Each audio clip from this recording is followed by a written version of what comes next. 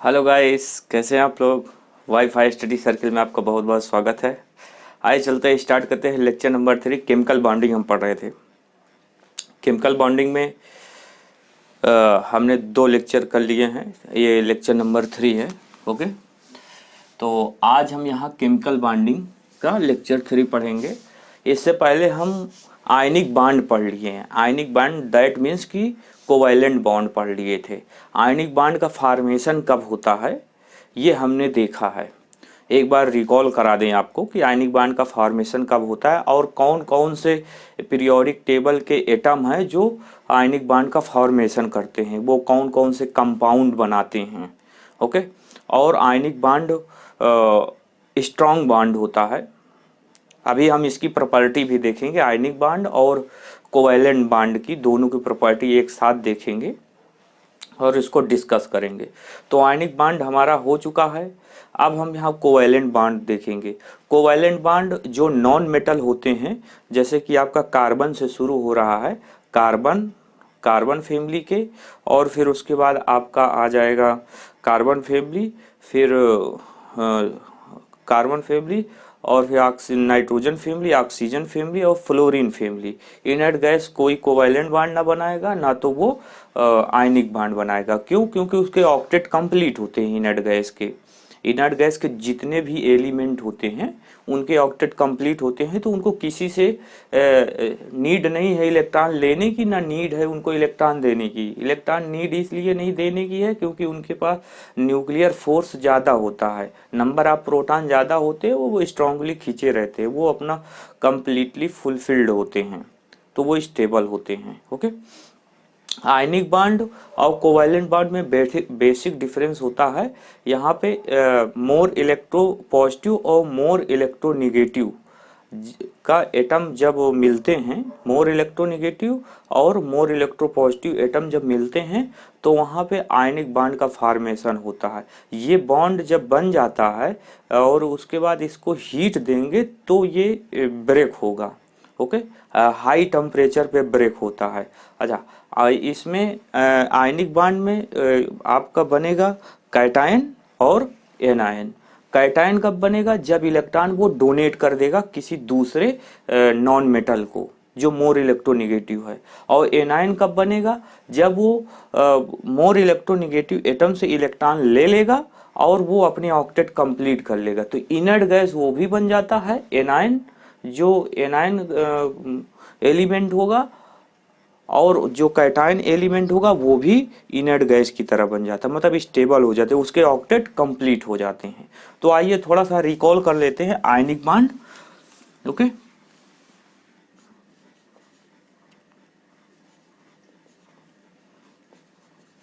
Ionic bond, इसको covalent bond भी बोलते हैं। आयनिक बॉन्ड जैसे कि आपका कौन कौन से एटम फर्स्ट ग्रुप के कौन कौन से बनाएंगे, जैसे कि यहाँ पे लिथियम, जो मोर मेटालिक करेक्टर होते हैं, मोर मेटालिक करेक्टर फर्स्ट ग्रुप के, जैसे कि लिथियम, सेकेंड ग्रुप के लिथियम बेरिलियम, थर्ड ग्रुप के third group that mean 13 group है ना, 13 ग्रुप का एल्युमिनियम है ना, एल्युमिनियम एल्युमिनियम। और फिर उसके बाद आता है गैलियम, एंडियम, और आयन होता है इंडियम और टेलुरियम, और बेरिलियम। फिर उसके बाद बेरिलियम के बाद मैग्नीशियम एटम, मैग्नीशियम, कैल्शियम और एस्टार्टियम, बैरियम बैरियम और रेडियम, रेडियो एक्टिव एलिमेंट होता है, ये एल्कली मेटल। ओके, लिथियम, यहाँ पे ये sodium atom, this is the sodium potassium and lithium, sodium, potassium, rubidium, caesium, francium या फ्रांसियम, ये आपके होते हैं। ओके, ये एल्कली मेटल होते हैं। ये alkali metal alkaline earth metal होते हैं, अर्थ में पाए जाते हैं। और ये भी मेटल, ये इसकी मेटालिक करेक्टर कम होती है, लेफ्ट टू राइट जाने में मेटालिक करेक्टर डिक्रीज करती जाती है पीरियोडिक टेबल में, टॉप टू बॉटम आने पे इंक्रीज करती जाती है। मेटालिक करेक्टर है ना। तो इसमें ये तो रेडियो एक्टिव एलिमेंट होते हैं, ये रेडियो एक्टिव एलिमेंट होते हैं, और यहाँ पे ये आपका एल्कली मेटल के सारे आयनिक बांड का फॉर्मेशन करेंगे। जैसे यहाँ पे देखिए LiCl, ये भी आयनिक कंपाउंड है, this is the ionic compound.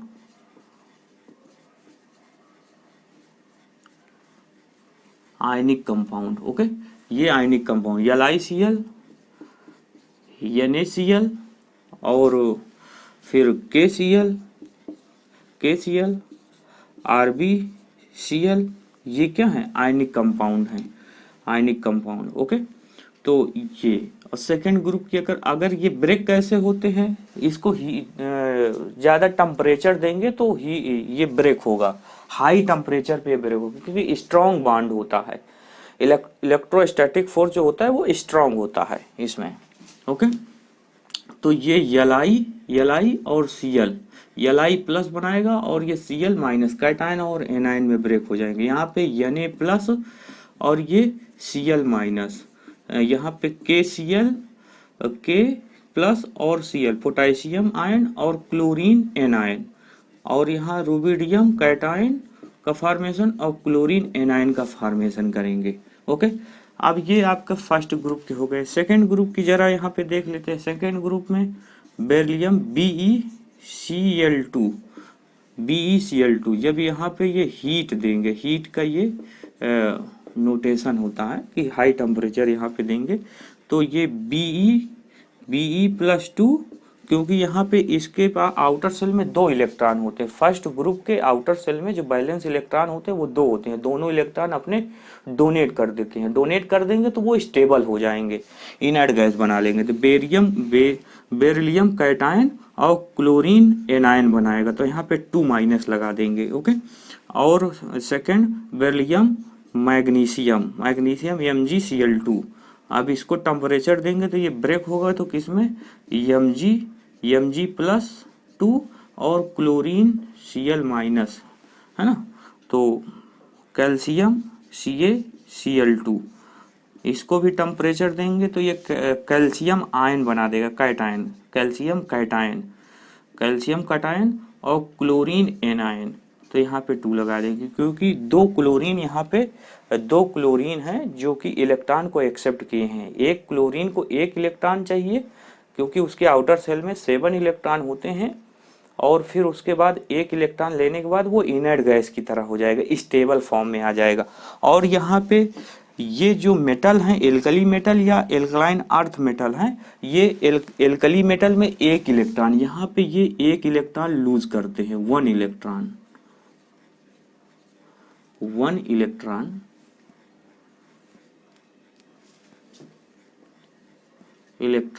Loose, ये 1 इलेक्ट्रॉन लूज करेंगे, ओके। 1 इलेक्ट्रॉन यहाँ पे लूज करेंगे, और इसके पास ये सेकेंड ग्रुप में 2 इलेक्ट्रॉन का लूज करेंगे, 2 इलेक्ट्रॉन लूज करेगा, 2 इलेक्ट्रॉन, तो ये हमेशा याद रखे। और 13 ग्रुप की अगर बात आती है, 13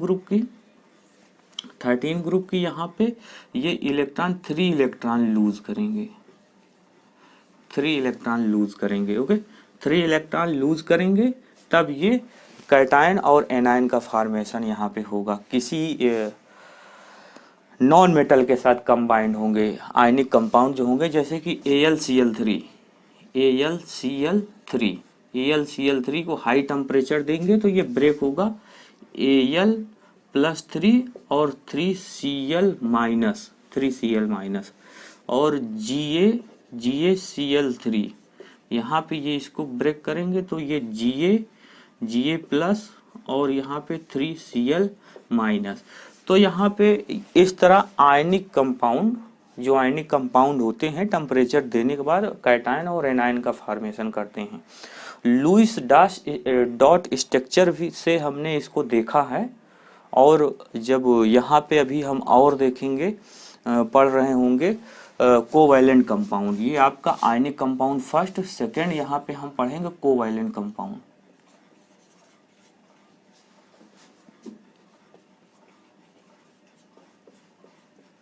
कोवैलेंट कंपाउंड का क्या बिहेवियर होता है, कोवैलेंट कंपाउंड का फॉर्मेशन कब होता है? कोवैलेंट कंपाउंड का फॉर्मेशन यहाँ पे जब इलेक्ट्रॉन शेयरिंग में होते हैं। आयनिक कंपाउंड में इलेक्ट्रॉन कंप्लीटली ट्रांसफर कर देते हैं। एक एटम यहाँ पे इलेक्ट्रॉन गेन कर रहा होगा, एक इलेक्ट्रॉन यहाँ पे लूज कर रहा होगा। दैट मीन्स एक एक्सेप्टर होगा, एक डोनर होगा। जो एक्सेप्टर होता है वो एनायन का फॉर्मेशन करते हैं और जो डोनर होते हैं वो कैटायन का फॉर्मेशन करते हैं। ओके, अब यहाँ पे ऐसा नहीं होगा कोवैलेंट कंपाउंड में ऐसा नहीं होता। कोवैलेंट कंपाउंड में यहाँ पे बराबर की साझेदारी होती है, इलेक्ट्रॉनों का शेयरिंग होती है। अब कोवैलेंट एक इलेक्ट्रॉन का शेयरिंग हो सकता है, 2 इलेक्ट्रॉन का शेयरिंग हो सकता है या 3 इलेक्ट्रॉन का शेयरिंग हो सकता है। जैसे नाइट्रोजन में नाइट्रोजन मॉलिक्यूल जब बनेंगे तो यहाँ पे 3 इलेक्ट्रॉनों का साझेदारी होगा। हाइड्रोजन मॉलिक्यूल बनाएगा तो यहाँ पे एक इलेक्ट्रॉन का साझेदारी होगा। ओके, और जब ऑक्सीजन मॉलिक्यूल बना रहा होगा तो यहाँ पे 2 इलेक्ट्रॉनों का साझेदारी हो रहा होगा। तो यहाँ पे 2 बांड बन रहे होंगे, एक पाई बांड, एक सिग्मा बांड। तो सिंगल बांड देखेंगे, डबल बांड देखेंगे और ट्रिपल बांड देखेंगे क्या होता है और कैसे इसका लुईस डॉट स्ट्रक्चर कैसे बनता है। आइए चलते हैं, देखते हैं, फिर उसके बाद थ्योरी देखते हैं। ओके, आइए स्टार्ट करते हैं। तो अब हेडिंग आप डाल लीजिए कोवैलेंट कंपाउंड।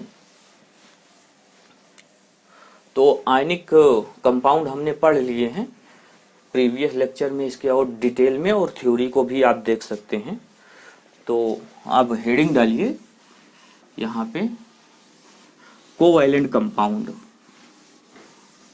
कोवैलेंट कंपाउंड का यहाँ पे हम फॉर्मेशन करेंगे। ओके, तो यहाँ पे कोवैलेंट कंपाउंड थोड़ा सा देखिए। इन covalent bond must be follow this condition, then those compound are covalent compound। Covalent compound होने के लिए ये कंडीशन होना जरूरी है। और इसकी डिफिनीशन थोड़ा सा देखिए क्या कह रहा है डिफिनीशन, और उसके बाद हम प्रॉब्लम करते हैं। Okay, the chemical bond that is formed between 2 combining atom by mutual sharing of 1 और more pair of electron is called a covalent bond and the compound formed due to this bond is called a covalent bond। इसका कहने का मतलब है mutual sharing, वहां आपस में इलेक्ट्रॉनों का शेयरिंग हो रही होगी, आपस में इलेक्ट्रॉनों का शेयरिंग हो रहा होगा। 2 एटम हैं और एटम ए एटम बी दोनों के पास एक इलेक्ट्रॉन है और दोनों अनस्टेबल हैं। आप दोनों स्टेबल होने के लिए आपस में शेयरिंग कर लेंगे। जब शेयरिंग कर लेंगे तो वो स्टेबल हो जाएंगे। स्टेबल हो जाएंगे मतलब अपने ऑक्टेट कंप्लीट कर लेंगे तो वो स्टेबल फॉर्म हो जाएंगे। अच्छा, आयनिक बॉन्ड से कोवैलेंट बॉन्ड का जो बॉन्ड होता है वो वीक बॉन्ड होता है। तो ये हम प्रॉपर्टी में देखेंगे। तो धीरे धीरे प्रॉपर्टी को आप रिकॉल करते रहिए, मेमोराइज करते रहिए। टाइप ऑफ कोवैलेंट बॉन्ड कितने टाइप्स के होते हैं? कोवैलेंट बॉन्ड कितने टाइप्स के होते हैं? सिंगल बॉन्ड होता है, डबल बॉन्ड होता है और ट्रिपल बॉन्ड। सिंगल बॉन्ड में एक इलेक्ट्रॉन का शेयरिंग होगी between 2 atom, mutual sharing. Okay, and double bond में पेयर ऑफ इलेक्ट्रॉन यहाँ पे शेयर हो रहे होंगे। पेयर ऑफ, यहाँ पे देखिए पेयर ऑफ इलेक्ट्रॉन है ना, पेयर ऑफ इलेक्ट्रॉन। जैसे कि हाइड्रोजन मॉलिक्यूल यहाँ पे लेते हैं, हाइड्रोजन का 1 एटॉमिक नंबर होता है और हाइड्रोजन यहाँ पे हम मॉलिक्यूल ले रहे हैं H2। तो ये कैसे फॉर्मेशन हुआ होगा, यहाँ पे कोवैलेंट बॉन्ड कैसे बनाया होगा? तो ये इसके पास एक इलेक्ट्रॉन हाइड्रोजन के पास है और एक इलेक्ट्रॉन अगर मिल जाए इसके पास तो इसके ये 1 के सेल में 1 इलेक्ट्रॉन है और इसके पास के सेल में 1 इलेक्ट्रॉन है। एक इलेक्ट्रॉन इसको और मिल जाए तो ये के सेल में 2 इलेक्ट्रॉन हो जाए। तो एक इलेक्ट्रॉन कहीं से इसको मिला होगा, कहीं से इसको एक इलेक्ट्रॉन और मिला होगा। ओके, कहीं से एक इलेक्ट्रॉन इसको मिल जाए तो ये शेयरिंग में आ जाएंगे। तो इस तरह में ये आपका क्या बना देगा, ये एनायन बन जाएगा। अगर एक इलेक्ट्रॉन का कहीं से मिलेगा, कहीं अनदर प्लेस से मिल रहा होगा, मतलब ऐसे अगर देखें तो ये एनायन बनाएगा। लेकिन म्यूचुअल शेयरिंग, म्यूचुअल वर्ड का मतलब यहाँ पे है कि आपस में शेयरिंग कर रहे हैं। ओके, तो आपस में शेयरिंग कैसे करेंगे, यहाँ पे H, यहाँ पे ये हम डॉट से दिखाते हैं इलेक्ट्रॉन, और उसके बाद यहाँ पे इस हाइड्रोजन के पास एक इलेक्ट्रॉन ये है, ये आपस में शेयरिंग कर रहे होंगे, आपस में शेयरिंग कर रहे होंगे। तो ये आपस में शेयरिंग करने के बाद ये फॉर्म करेंगे बॉन्ड का। दैट मीन्स हम इसको ऐसे दिखा दें कि एक इलेक्ट्रॉन ये इसके पास है और एक इलेक्ट्रॉन ये इसके पास है, हाइड्रोजन के पास। तो इस तरह ये शेयरिंग कर लिए हैं, यहाँ पे ये हाइड्रोजन 1 एंड हाइड्रोजन 2 ये आपस में शेयरिंग कर लिए। जब आपस में शेयरिंग करेंगे तो यहाँ पे ये H सिंगल बॉन्ड H, तो इस तरह का फॉर्मेशन करेंगे। ओके, तो एक इलेक्ट्रॉन का शेयरिंग करेंगे तो यहाँ पे एक सिग्मा बॉन्ड का फॉर्मेशन होगा। आइए और एग्जांपल इसके देखते हैं, नोट करते रहिए। हाइड्रोजन मॉलिक्यूल का हो गया,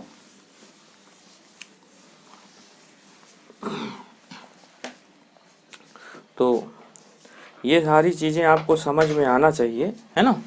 तो नेक्स्ट लेट सपोज दैट ये हाइड्रोजन मॉलिक्यूल है, और उसके बाद हम यहाँ पे ले रहे हैं, लेट सपोज दैट कि CH4 मेथेन ले रहे हैं, मेथेन ले रहे हैं, और या हम ले लेते हैं यहाँ पे लेट सपोज दैट कि NH3 अमोनिया ले रहे हैं, NH3 अमोनिया ले रहे हैं एज फॉर एग्जांपल। और कार्बन टेट्राक्लोराइड, कार्बन टेट्राक्लोराइड का CCl4, कार्बन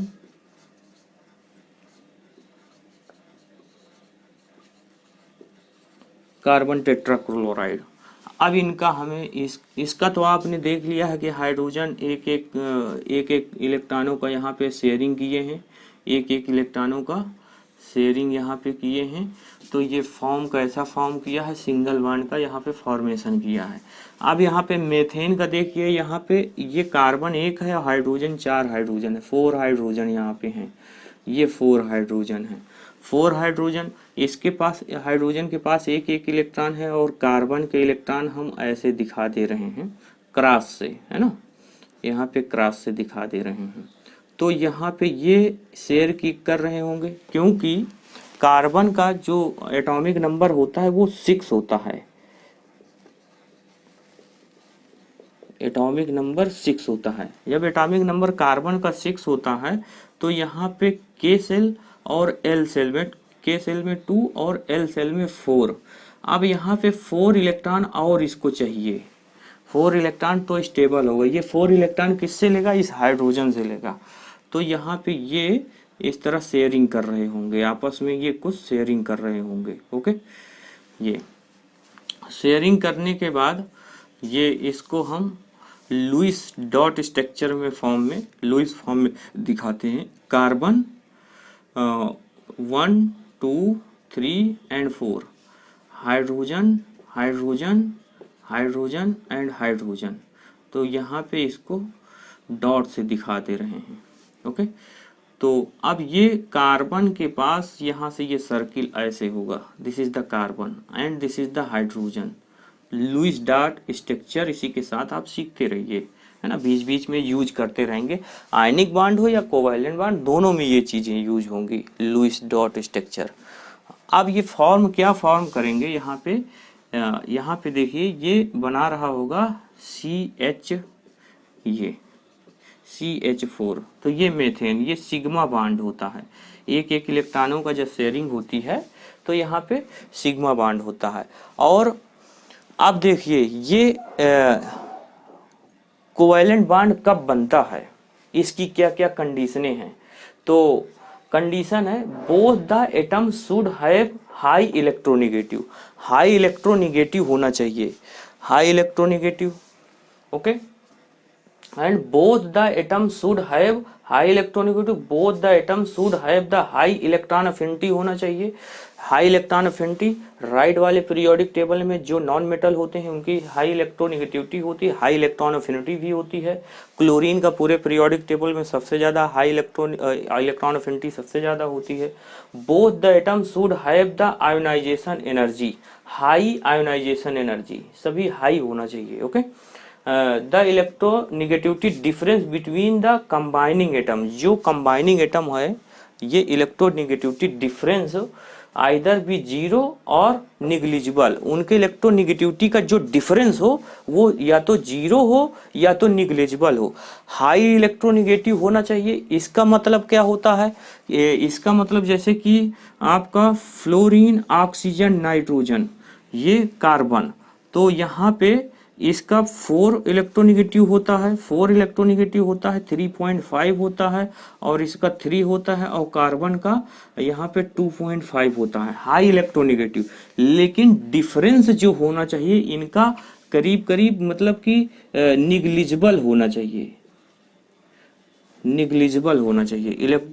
इलेक्ट्रोनेगेटिविटी डिफरेंस जो होना चाहिए निग्लिजिबल। जैसे यहाँ कार्बन का यहाँ पे 1 और यहाँ पे कार्बन का 2.5, तो ये 1.5 यहाँ पे हो रहा है, मतलब बहुत ज़्यादा डिफरेंस नहीं है। अब यहाँ पे हम बात करते हैं जैसे कि Na और Cl की बात करते हैं या HF की बात करते हैं, आयनिक बांड में और कोवैलेंट बॉन्ड में डिफरेंस देखिए। इसकी इलेक्ट्रोनेगेटिविटी नहीं, ये मोर पॉजिटिव होता है, ये ज़्यादा पॉजिटिव है, ये माइनस में यहाँ पे पॉजिटिव। लेट सपोज दैट इसका 1 होता है और इसका 3.5 है, और यहाँ पे इसका लेट सपोज दैट 1 मान लेते हैं पॉजिटिविटी, और यहाँ पे इलेक्ट्रोनेगेटिविटी ये माइनस में है, तो यहाँ पे ये इसकी इलेक्ट्रोनेगेटिविटी कितनी है, इसकी इलेक्ट्रोनेगेटिविटी क्या है, 4 है। तो डिफरेंस यहाँ पे 3 का डिफरेंस आया है, यहाँ पे डिफरेंस 2 मतलब कि 2.5 आया, बहुत ज़्यादा डिफरेंस है, इसीलिए ये आयनिक बॉन्ड का फॉर्मेशन करते हैं। कोवैलेंट का फॉर्मेशन इलेक्ट्रोनेगेटिविटी का डिफरेंस निग्लिजिबल होना चाहिए, जीरो के इक्वल होना चाहिए, तभी वहाँ पे कोवैलेंट बॉन्ड बनाएगा, आयनिक बॉन्ड नहीं बनाएगा। ओके, तो ये होता है इलेक्ट्रोनेगेटिविटी जितना जीरो के करीब, मतलब डिफरेंस जितना कम होगा उतना अच्छा वो कोवैलेंट कंपाउंड होगा, ये हम कह सकते हैं। ओके, तो यहाँ पे ये मेथेन का फॉर्मेशन। अब लेट सपोज दैट हम यहाँ पे अमोनिया का देखें, अमोनिया का देखिए NH3, तो NH3 का यहीं पे देख लेते हैं। ये नाइट्रोजन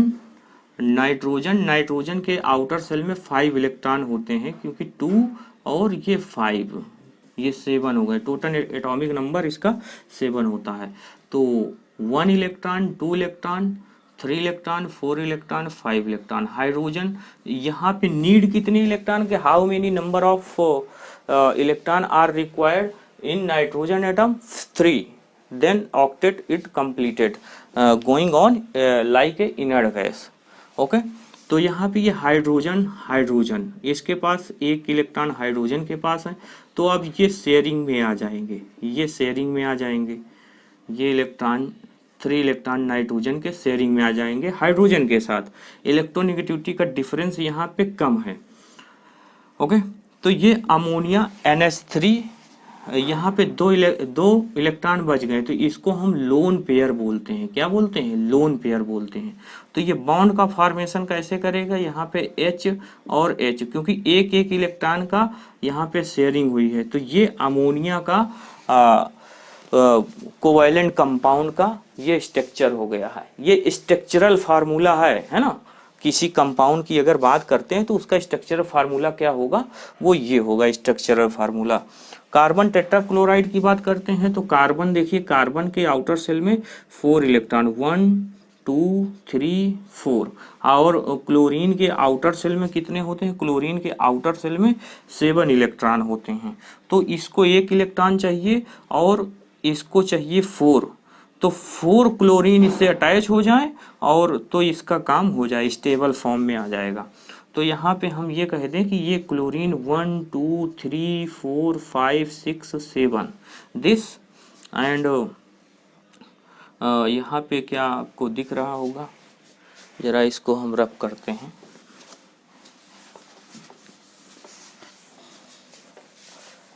बहुत ही कायदे से इसको नोट्स करिएगा, समझ लीजिए, बहुत ज़्यादा टफ नहीं है बेटा।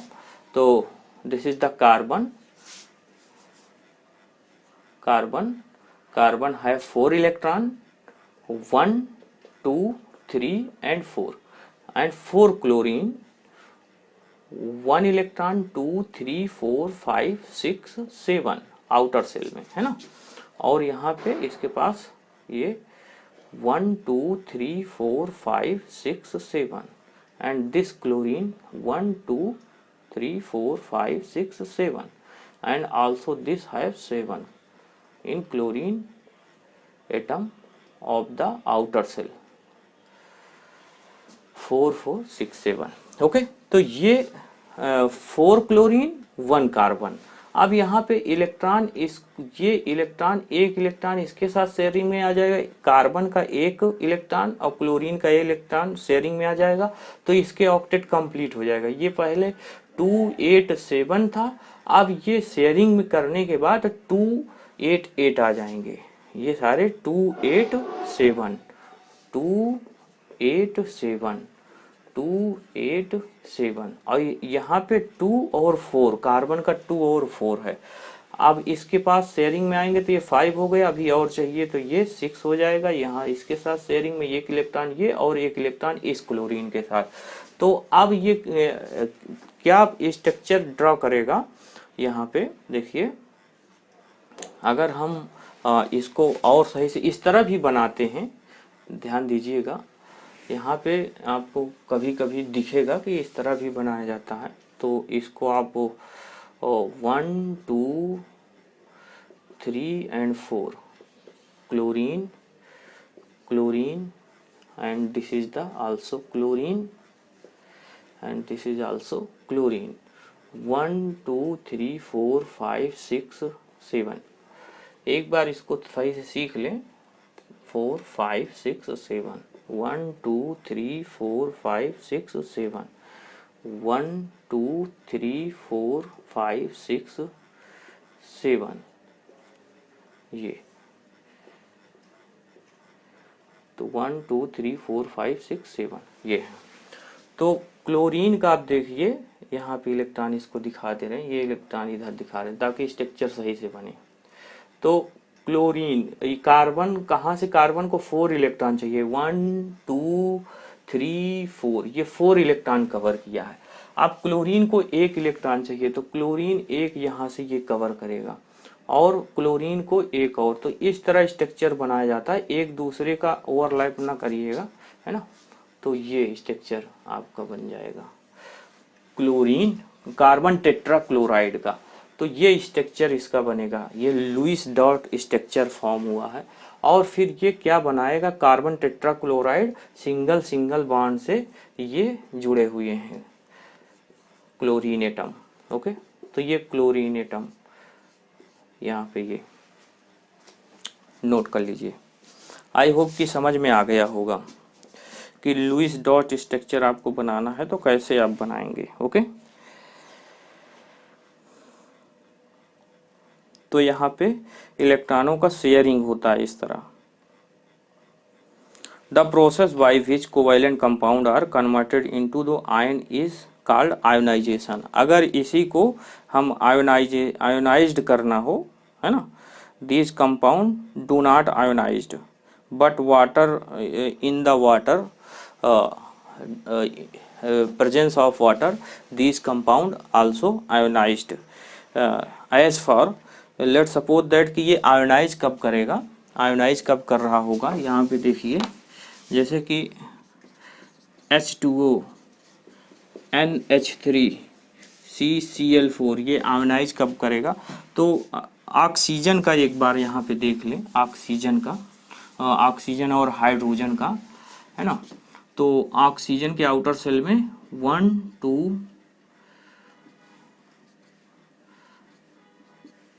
ये इलेक्ट्रॉन है, 6 इलेक्ट्रॉन, और हाइड्रोजन के पास 1 इलेक्ट्रॉन इधर है, और हाइड्रोजन के पास ये इलेक्ट्रॉन है। तो ये फॉर्म कैसे कर रहा होगा, इसको चाहिए कितने 2 इलेक्ट्रॉन चाहिए, और इसको चाहिए 1 इलेक्ट्रॉन, इसको 1 इलेक्ट्रॉन चाहिए। तो ये 1 इलेक्ट्रॉन ये इधर से लिया, और 1 इलेक्ट्रॉन इसको चाहिए तो ये लिया। तो ये फॉर्म कर रहा होगा वाटर मॉलिक्यूल, कुछ ऐसे बना रहा होगा। ये बेंट होता है, बेंट ये लोन पेयर की वजह से होता है, ये लोन पेयर रिपल्सन यहाँ पे करते हैं। तो यहाँ पे ये मोर इलेक्ट्रोनेगेटिव है, मोर इलेक्ट्रोपॉजिटिव है।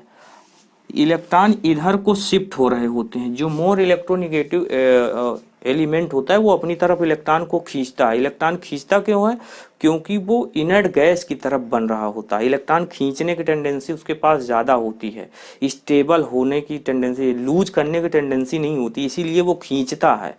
जो ताकतवर आपका फ्रेंड, लेट्स सपोज दैट कि आपका फ्रेंड कोई आपसे ज़्यादा ताकतवर है, तो वो कोशिश करेगा कि जो भी आपको चीज़ें मिलने वाली होगी वो आपको नहीं मिलेगी, वो अपनी तरफ ही खींचेगा, है ना।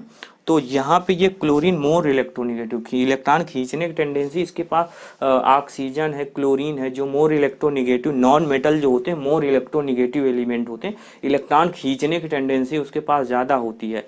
इलेक्ट्रोस्टैटिक फोर्स, क्योंकि वहाँ पे इलेक्ट्रोस्टैटिक फोर्स न्यूक्लियस और आउटर सेल के इलेक्ट्रॉन के बीच में इलेक्ट्रोस्टैटिक फोर्स स्ट्रांग होता है, वो अपना इलेक्ट्रॉन डोनेट नहीं करने चाहते हैं। यहाँ पे एग्जांपल थोड़ा समझ लीजिए, जैसे कि ये सोडियम है और ये क्लोरीन है। अब यहाँ पे देखिए इसके पास first cell, second cell and third cell के पास यहाँ पे 1 इलेक्ट्रॉन है, और प्रोटॉन यहाँ पे 11 प्रोटॉन है। और क्लोरीन की बात करते हैं यहाँ पे first cell, second cell and third shell, इसके पास 1 2 3 4 5 6 7 इलेक्ट्रॉन होते हैं। और यहाँ पे जो प्रोटॉन होते हैं न्यूक्लियस में, इसको NU से डिनोट करते हैं। न्यूक्लियस में जो प्रोटॉन होते हैं, प्रोटॉन्स जो प्रेजेंट होते हैं, वो यहाँ पे क्लोरीन एटम के पास कितने हैं, यहाँ पे 17 प्रोटॉन है, 17 प्रोटॉन है। अब देखिए यहाँ पे 10, यहाँ पे 11 प्रोटॉन, यहाँ पे 17 प्रोटॉन। तो ये ज़्यादा इलेक्ट्रोस्टैटिक फोर्स आउटर सेल के इलेक्ट्रॉन के बीच में और न्यूक्लियस में जो प्रोटॉन होते हैं, प्रोटॉन और इलेक्ट्रॉन के बीच में इलेक्ट्रोस्टैटिक फोर्स स्ट्रांग होगा, क्योंकि यहाँ पे मेजॉरिटी नंबर ऑफ प्रोटॉन की ज़्यादा है, यहाँ पे नंबर ऑफ प्रोटॉन की मेजॉरिटी कम है।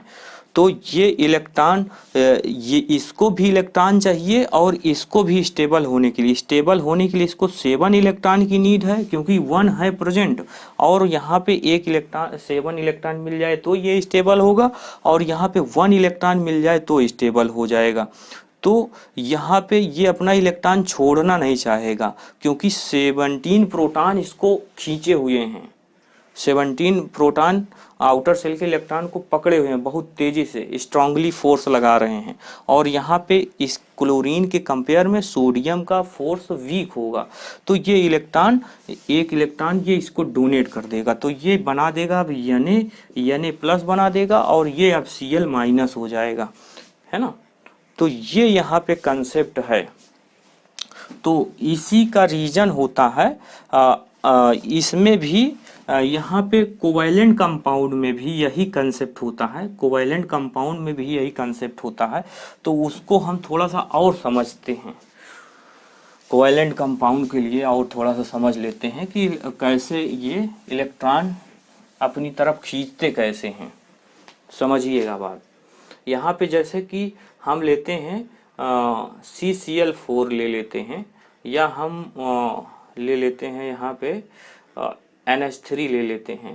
लेट्स सपोज दैट कि NH3 ले लिए, कोई भी कोवैलेंट कंपाउंड ले लें जो वीक बॉन्ड का फॉर्मेशन करते हैं, है ना।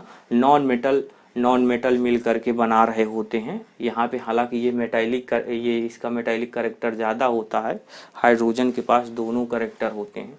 तो अब यहाँ पे देखिए ये इस तरह कुछ फॉर्म किया होगा, ये हाइड्रोजन और यहाँ पे ये लोन पेयर। दैट मीन्स हम कह सकते हैं कि जो ये हाइड्रोजन, ये नाइट्रोजन एटम है, ये मोर इलेक्ट्रोनिगेटिव है। मोर इलेक्ट्रोनिगेटिव है तो इलेक्ट्रॉन इसके पास ज़्यादा आए होंगे। तो यानी कि हम ये कह सकते हैं कि यहाँ पे ये इधर फोर्स ज़्यादा, इलेक्ट्रॉनों की मेजॉरिटी जो होगी, इलेक्ट्रॉनों की मेजॉरिटी यहाँ पे ज़्यादा होगी। इस तरह ये कह सकते हैं, ऐसे इलेक्ट्रॉन इधर क्लाउडिंग ज़्यादा होगी और इधर क्लाउडिंग वीक होगी। इधर नाइट्रोजन पास इलेक्ट्रॉन क्लाउडिंग, यहाँ पे फिर पार्शियल निगेटिव और यहाँ पे पार्शियल पॉजिटिव आ जाएगा, पार्शियल निगेटिव पार्शियल पॉजिटिव। इसी तरह यहाँ पे ये हाइड्रोजन से इधर इलेक्ट्रॉन जा रहे होंगे, इधर को इलेक्ट्रॉन ज़्यादा जा रहे होंगे। तो आप इस तरह इसको देख सकते हैं। और इस हाइड्रोजन की बात करते हैं तो यहाँ पे भी ऐसे जा रहे होंगे, इलेक्ट्रॉन इधर ज़्यादा शिफ्ट हो रहे होंगे। तो पार्शियल पॉजिटिव यहाँ पे पार्शियल पॉजिटिव आ जाएगा, यहाँ पे पार्शियल निगेटिव चार्ज आएगा, और ये लोन पेयर। तो आप समझ गए होंगे मेरी बात कहने का कि पार्शियल पॉजिटिव और पार्शियल निगेटिव का फॉर्मेशन कैसे होता है ना। तो देख लीजिए, और देखना है जैसे कि HCl 1 2 3 4 5 6 7 1 इलेक्ट्रॉन। तो यहाँ पे H प्लस, ये H प्लस बनाया होगा, ये Cl माइनस बनाया होगा, है ना। स्ट्रॉन्ग। और HF की बात करते हैं, H के पास 1 इलेक्ट्रॉन और फ्लोरीन के पास also have 7 electron in the outermost shell, 3 4 5 6 7। तो ये H प्लस और Cl माइनस बनाया होगा। तो आयनिक बॉन्ड का फॉर्मेशन। तो यहाँ पे मेन कहने का मतलब हमारा ये है, मेन कहने का मतलब ये है कि ये यहाँ पे जो कोवैलेंट बॉन्ड होंगे, कोवैलेंट कंपाउंड होंगे, वहाँ पे partial positive partial negative charge का फॉर्मेशन करेंगे।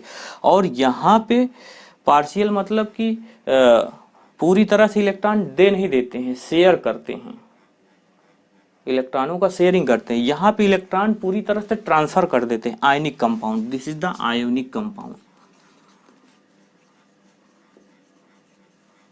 This is the ionic compound. तो अब आयनिक कंपाउंड और कोवैलेंट कंपाउंड की आप डिफिनीशन समझ गए हैं, एग्जाम्पल समझ गए हैं। अगर आपसे क्वेश्चन पूछा जाता है तो यहाँ पे ये कैसा कंपाउंड बनेगा, कोवैलेंट कंपाउंड बनेगा, कोवैलेंट कंपाउंड बनेगा।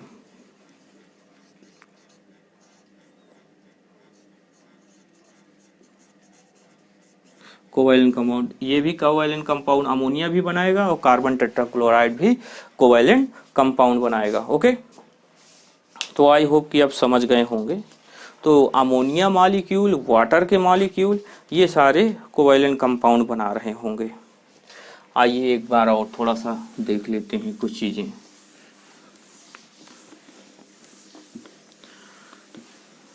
कुछ डिफरेंस हैं, differences between the ionic, difference between the ionic bond and covalent bond.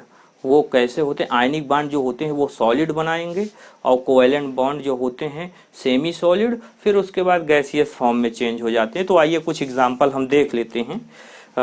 जैसे कि ग्रुप, यहाँ पे बॉन्डिंग की बात करते हैं, ग्रुप फर्स्ट की बात करते हैं। ग्रुप फर्स्ट में ये NaCl बना रहा होगा और ये NaCl आयनिक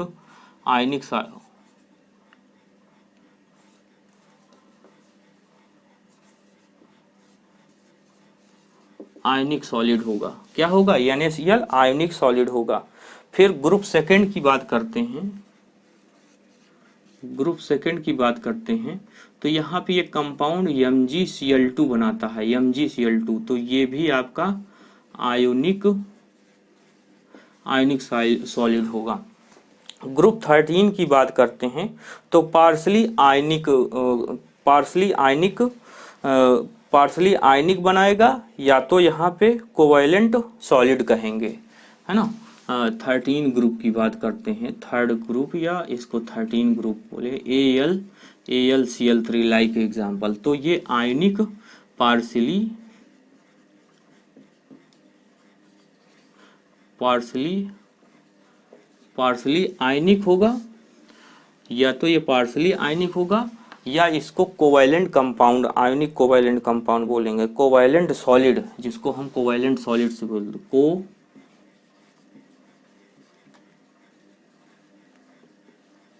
कोवैलेंट सॉलिड। ओके, तो एग्जांपल आप नोट करते चलिएगा। ओके, एंड फोर्थ ग्रुप की बात करते हैं, ग्रुप 4 की बात करते हैं, CCl4। CCl4 आपका कैसा होगा? CCl4 कोवैलेंट लिक्विड होगा, कोवैलेंट लिक्विड होगा। CCl4 कोवैलेंट लिक्विड होगा। अब ग्रुप 5 की बात करते हैं, ग्रुप 5, तो यहाँ पे PCl3 और PCl5 भी बनाता है। PCl3 और PCl5 क्यों बनाता है? जैसे कि यहाँ पे NH3 बनाता है, सेम ही ग्रुप का है। देखिए थोड़ा सा और यहाँ पे, क्योंकि आप लोग बैच फाउंडेशन बैच में हैं तो थोड़ा सा इंट्रोडक्शन देना जरूरी है। ये नाइट्रोजन, फास्फोरस, आर्सेनिक, एंटोमनी और बिस्मिथ, ये 5th ग्रुप और 15 ग्रुप का है। 15 ग्रुप, 5th ग्रुप बोले या 15 ग्रुप का है। तो ये हमेशा जो कंपाउंड बनाएगा कोवैलेंट कंपाउंड, NH3 बनाता है, और ये PH3 भी बनाता है और PH5 भी बनाता है, PH5 भी बनाता है। लेकिन इसको अभी हम यहाँ पे जो एग्जांपल लिए हैं, PCl3 और PCl5 है ना, तो ये इसके पास एक्चुअल में ये 15 एटॉमिक नंबर होता है, इसके पास नाइट्रोजन के पास 7 होता है, 5 फास्फोरस के पास 15 होता है। तो इसको 2, 8 और ये 5, यहाँ पे 2 और ये 5, ये इलेक्ट्रॉनिक कॉन्फ़िगरेशन है। तो इसके पास थर्ड सेल होते हैं, और थर्ड सेल में sp d ऑर्बिटल आ जाता है। जब इलेक्ट्रॉनिक कॉन्फ़िगरेशन करते हैं फास्फोरस 15 का, तो 1s2, 2s2 और 2p यहाँ पे 2p6 और 3s2 और 3p3। तो यहाँ पे कहीं d भी होगा, जो कि ये खाली पड़ा हुआ है ना, क्योंकि थर्ड सेल में d भी होता है और सेकेंड सेल में d नहीं होता है। तो यहाँ पे देखिए PCl5 का अगर स्ट्रक्चर बनाए, यहाँ पे ये Cl और ये Cl और ये Cl और ये Cl, 5 क्लोरीन फास्फोरस से अटैच होंगे। तो अब देखिए इसके पास पहले से 1, 2, 3, 4 और 5 इलेक्ट्रॉन थे, और शेयरिंग में 5 और आ गए क्लोरीन वाले। क्लोरीन के आउटर सेल में 7 थे, लेकिन ये शेयरिंग में तो आए 5, 5, 10 हो गया। तो वो 10 रखेगा कहाँ? इसी d ऑर्बिटल में रखता है। इसीलिए ये कंपाउंड PCl5 भी बनाता है और PCl3 भी बनाता है, लेकिन इसके पास कोई d ऑर्बिटल नहीं होता है, तो इसीलिए NH3 कंपाउंड ही बनाएगा। Okay, that's all. तो ग्रुप 5 में हम देख रहे थे, ग्रुप फर्स्ट में आयनिक सॉलिड और पार्शियल आयनिक या कोवैलेंट सॉलिड, और ये कोवैलेंट लिक्विड बनाएगा। और उसके बाद फिर PCl कोवैलेंट लिक्विड, ये क्या हो जाएगा? कोवैलेंट लिक्विड बनाएगा ये, या सॉलिड, कोवैलेंट सॉलिड या कोवैलेंट लिक्विड इसको बोलेंगे। ओके, एंड अब उसके बाद ग्रुप 16 और ग्रुप 5 की बात करते हैं। ये आपका 14 ग्रुप हो गया, this is the 14 and this is the 15। अब ग्रुप हम बात करते हैं 16 ग्रुप की और 17 ग्रुप की, वो क्या क्या बनाएंगे, इनको ध्यान दीजिएगा। तो यहाँ पे देखे थे H2Cl2, या हम यह एग्जाम्पल ले लेते हैं। तो ये कोवैलेंट लिक्विड होता है,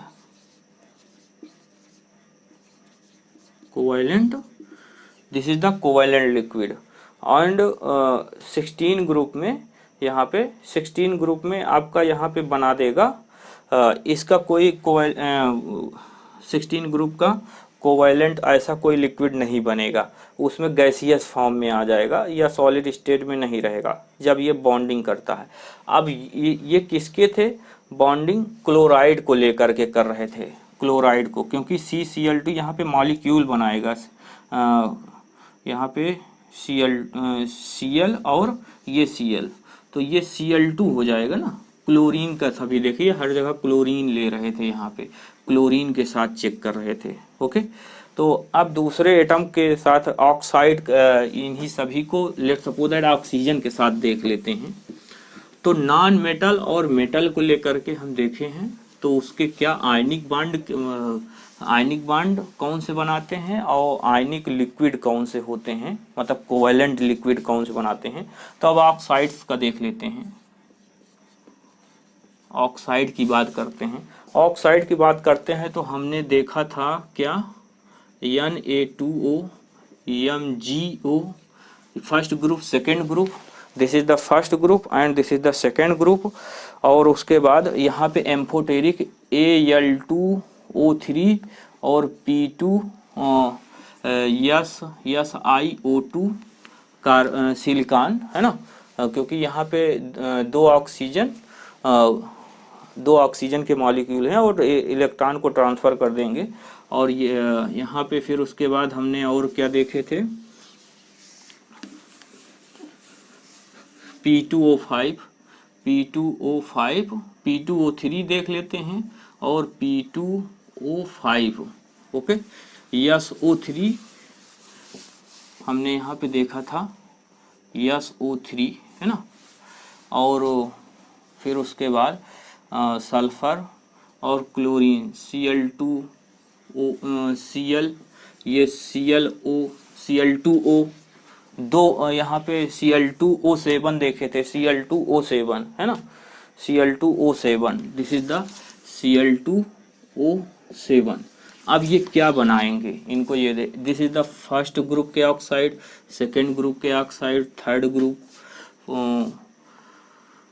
13 ग्रुप, 14 ग्रुप के ऑक्साइड, और दिस इज द 15 ग्रुप के ऑक्साइड, 15 ग्रुप के ऑक्साइड, और ये 16 ग्रुप के ऑक्साइड है, और ये 17 ग्रुप के ऑक्साइड हैं। तो इनके ऑक्साइड कोवैलेंट नेचर और आयनिक नेचर कैसे, तो ये सारे आयनिक सॉलिड बनाते हैं कहाँ से, यहाँ से फर्स्ट ग्रुप से, this is the ionic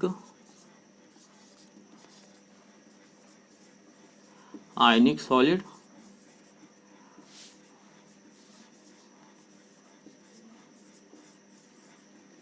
ionic solid, okay.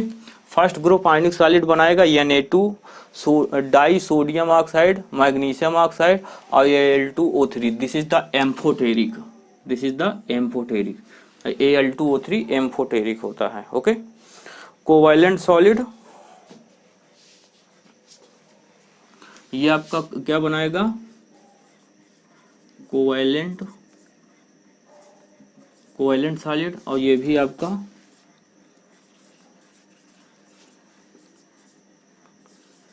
Covalent solid, this is the covalent solid.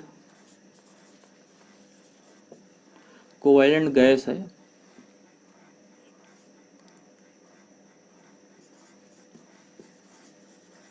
और ये आपका गैस है ना, कोवैलेंट गैस, ओके। तो कोवैलेंट गैस और कोवैलेंट सॉलिड, ये SO3 सॉलिड में भी सेमी सॉलिड होता है, तो इसको कोवैलेंट सॉलिड भी आपको कहीं कहीं मिलेगा, कोवैलेंट सॉलिड, ये कोवैलेंट सॉलिड में भी मिलेगा, और इसका covalent gas only,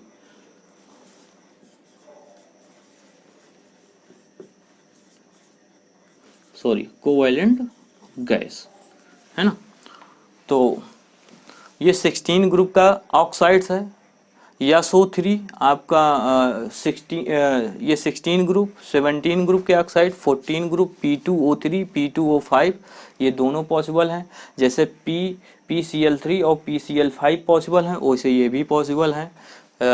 SiO2 covalent solid, और कार्बन डाइऑक्साइड जो होता है CO2, ये आपका गैस होता है। और ये सॉलिड में क्यों होता है? क्योंकि इसके पास डी ऑर्बिटल होते हैं।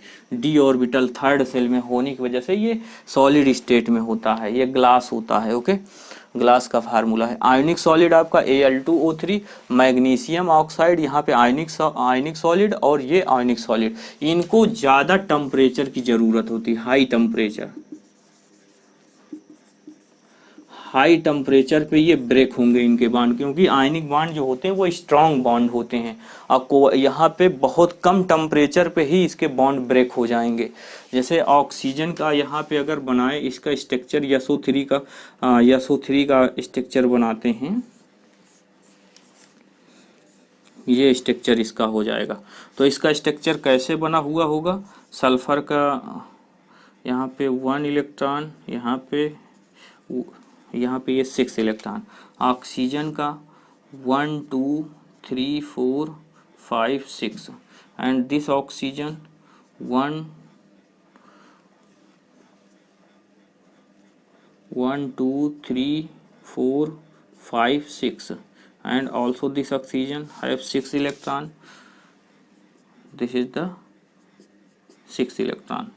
तो ये इलेक्ट्रॉन इधर को शेयर में होंगे। तो यहाँ से ये कैसे कवर किया होगा? इसको ये 2 चाहिए, है ना, कि डी ऑर्बिटल होता है, तो ये पूरा यहाँ से ऐसे कवर किया होगा। और उसके बाद ये ऑक्सीजन का हो गया। लुईस डॉट स्ट्रक्चर की बात कर रहे हैं यहाँ पे, देखिए। ओके, तो ये हो जाएगा। अगर हम यहाँ पे Cl2O7 की बात करते हैं, Cl2O7 की बात करते हैं, तो यहाँ पे ये कुछ O7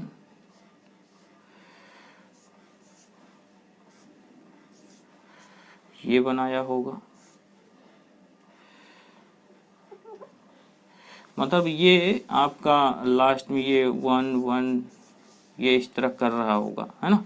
तो 2 क्लोरीन लगे हुए हैं, तो 7 लास्ट में ये Cl लग जाएगा, लास्ट में यहाँ पे ये Cl लग जाएगा। तो इस तरह आप कह सकते हैं ऑक्सीजन के बाद, है ना। तो 7 ऑक्सीजन के बाद, तो इस तरह स्ट्रक्चर, इसको इतना ज़्यादा स्ट्रक्चर आपसे नहीं पूछा जाएगा। तो ये क्लियर हो गया होगा। ओके, तो आगे बढ़ें।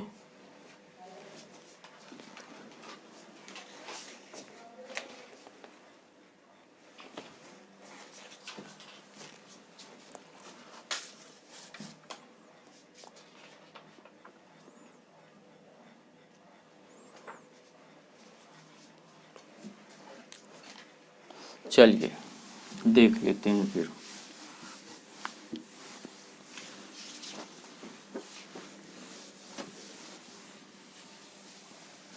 अब यहाँ पे आप समझिए बात को। अब हम क्या सिंगल बॉन्ड, डबल बॉन्ड और ट्रिपल बॉन्ड की बात करने जा रहे हैं। बहुत जल्दी इसको ख़त्म करते हैं, ठीक है। सिंगल बॉन्ड, सिंगल बॉन्ड आपने पढ़ लिया है। डबल बॉन्ड के डबल बॉन्ड का formation, double bond, formation of double bond, formation of double bond. Double bond का फॉर्मेशन तो सिंगल बॉन्ड आपने पढ़ लिया है काफ़ी, और हम हालांकि हमने इसको भी पढ़ लिए हैं, लेकिन थोड़ा सा एग्जांपल देखना जरूरी है। जैसे कि डबल बॉन्ड का फॉर्मेशन CO2 डबल बॉन्ड का फॉर्मेशन कैसे करेंगे? यहाँ पे कार्बन के पास 4 इलेक्ट्रॉन होंगे और यहाँ पे 2 ऑक्सीजन होंगे 1, ये इसके आउटर सेल में 6 इलेक्ट्रॉन होते हैं, और इसके outer oxygen, this is 6 electron. तो ये कुछ ऐसे बना रहे होंगे, ओके। और यहाँ से ये इलेक्ट्रॉन इसको कवर कर रहे होंगे, ये।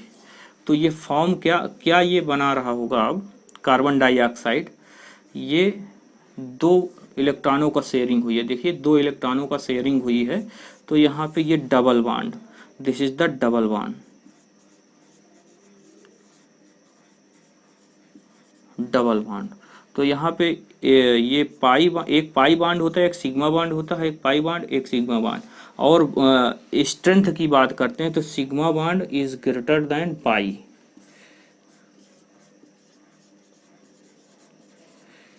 तो इसीलिए आयनिक बांड में Na और Cl में यहाँ केवल सिग्मा बांड होता है ना। जैसे कि CH4 की बात करते थे, CH4 मेथेन की बात करते थे, यहाँ पे सिग्मा सिग्मा बांड होते थे।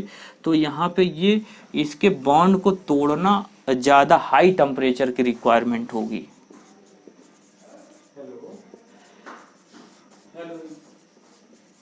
हाई टेम्परेचर की यहाँ पे रिक्वायरमेंट होगी, यहाँ पे लो टेम्परेचर में ही हो जाएगा, लो टेम्परेचर में ब्रेक हो जाएगा। ये लो टेम्परेचर में ब्रेक हो जाएगा, ये हाई टेम्परेचर में। तो आयनिक बॉन्ड इसीलिए स्ट्रॉन्ग बॉन्ड होता है और कोवैलेंट बॉन्ड वीक बॉन्ड होता है।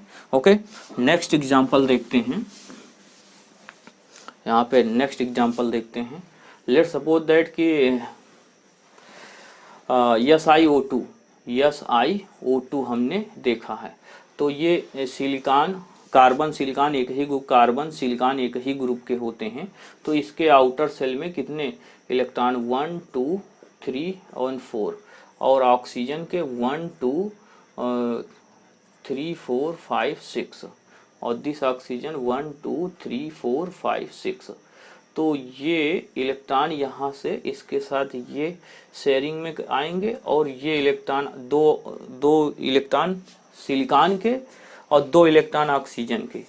तो ये आप बात समझ पा रहे होंगे। तो ये फॉर्मेशन क्या करेंगे, silicon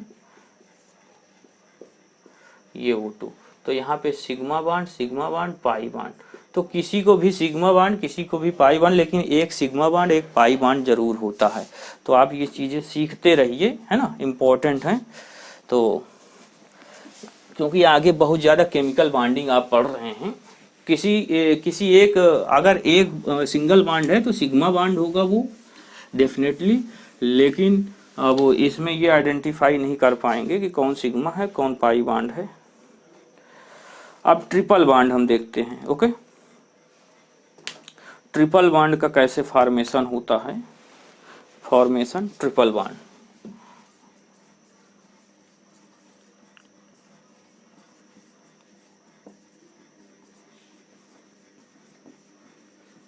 formation of triple bond.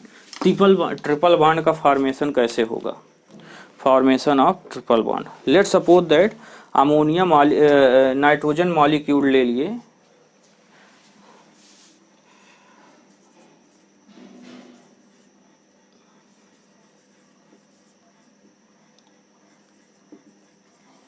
before combining, okay, before combining of nitrogen molecule,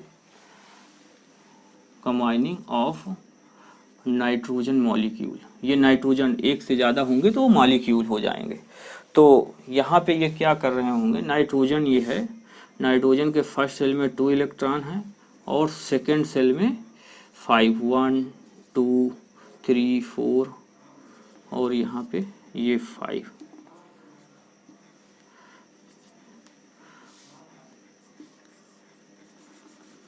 nitrogen first shell and second shell 1 2 3 4 और 5।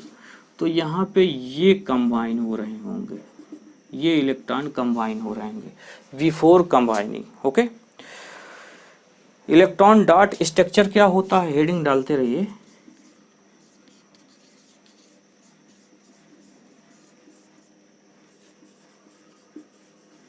Electron dot structure, electron dot structure, electron dot structure की अगर बात करते हैं नाइट्रोजन की, तो यहाँ पे नाइट्रोजन के पास ये 5 इलेक्ट्रॉन को ऐसे दिखाएंगे, इस तरह कुछ हुए हैं।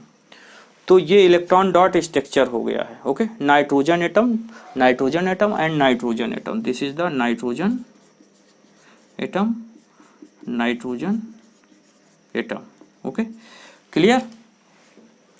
देन उसके बाद यहाँ पे फॉर्म कर रहे होंगे, वो फॉर्म क्या करेंगे, यहाँ पे देखिए nitrogen first shell and second shell, first shell और सेकेंड सेल क्या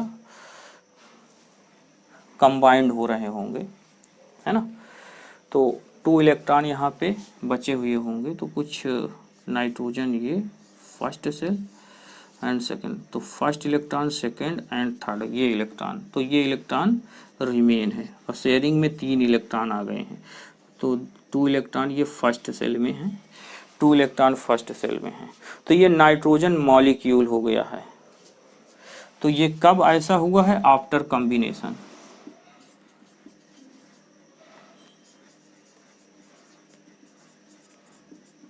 आफ्टर कॉम्बिनेशन ऑफ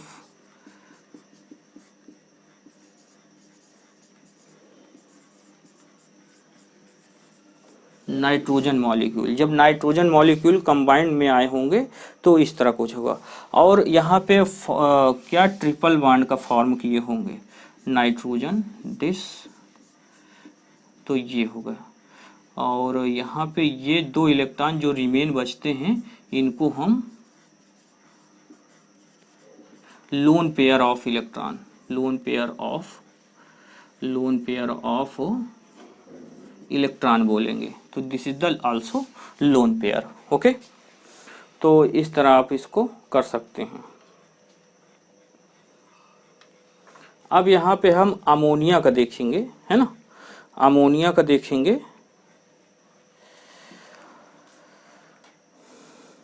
अमोनिया का आइए देखते हैं।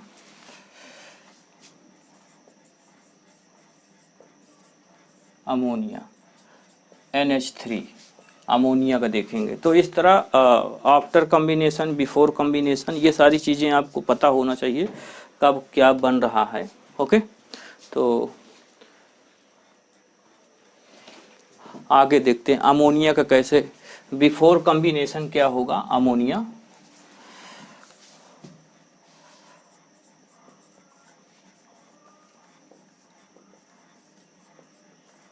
बिफोर कॉम्बिनेशन अमोनिया आपका नाइट्रोजन कुछ फर्स्ट सेल में 2 इलेक्ट्रॉन, सेकेंड सेल में 1 2 3 4 और 5।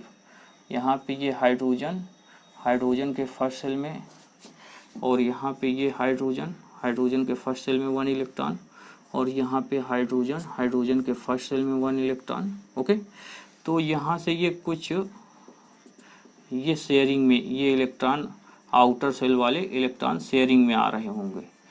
तो इसको हम डॉट से दिखाएं या ऐसे दिखा दें, कोई दिक्कत नहीं है। फिर इलेक्ट्रॉन डॉट स्ट्रक्चर क्या होगा?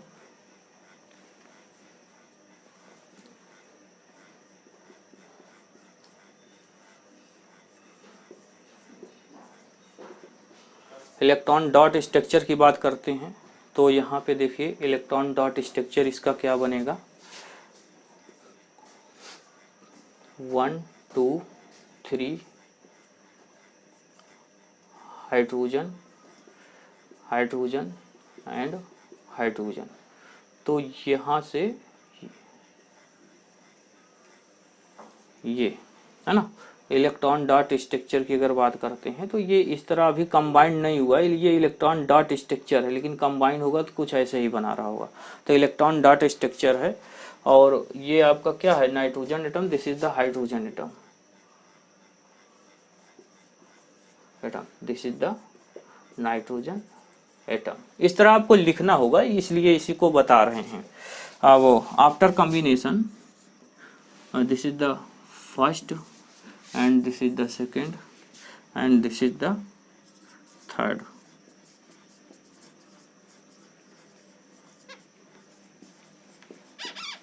After combination of ammonia molecule. तो यहाँ पे देखिए after combination of ammonia molecule, तो ये जब कंबाइंड हुए होंगे तो कुछ नाइट्रोजन फर्स्ट एंड सेकेंड, तो यहाँ पे हाइड्रोजन के साथ this and this hydrogen and this hydrogen, तो आप ऐसे बना लेंगे, एक अमोनिया का एक हाइड्रोजन का, एक अमोनिया का एक हाइड्रोजन का। यहाँ पे बीच में इसको रख लेंगे सर्किल के इनसाइड, जो ये सेमी सर्किल बना हुआ है, डॉट क्रॉस, और ये 2 इलेक्ट्रॉन अभी इसके फ्री हैं। है ना। तो ये आफ्टर कॉम्बिनेशन है, और आफ्टर कॉम्बिनेशन का के बाद ये क्या बनाएंगे, NH H और H, और ये दो lone pair, one lone pair, one, this is the one pair of nitrogen atom, nitrogen atom का ये लोन पेयर है। ओके, तो यहाँ पे ये single bond,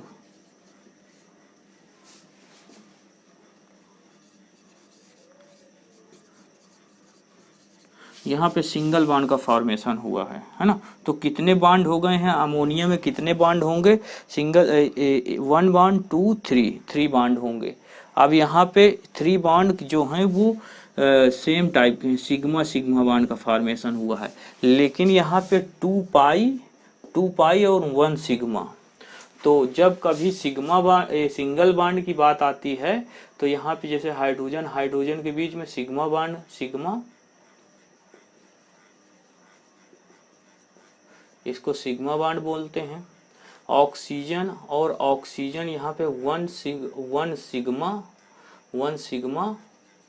one sigma bond और 1 पाई बॉन्ड। और अगर बात करते हैं नाइट्रोजन में, तो नाइट्रोजन में यहाँ पे 2 पाई बॉन्ड और 1 सिग्मा बॉन्ड, है ना। तो अगर स्ट्रेंथ की बात आती है तो सिग्मा बॉन्ड स्ट्रांग होगा, देन डबल बॉन्ड, देन उसके बाद ट्रिपल बॉन्ड, ये स्ट्रेंथ ऑर्डर हो जाएगी। स्ट्रेंथ ऑर्डर, क्योंकि यहाँ पे 2 पाई है, यहाँ पे इलेक्ट्रॉन डेंसिटी ज्यादा है, मोर इलेक्ट्रॉन डेंसिटी को हम DC डिनोट कर दे रहे हैं। तो मोर इलेक्ट्रॉन डेंसिटी है तो ये तुरंत ब्रेक हो जाएगा, इजिली ब्रेक होगा।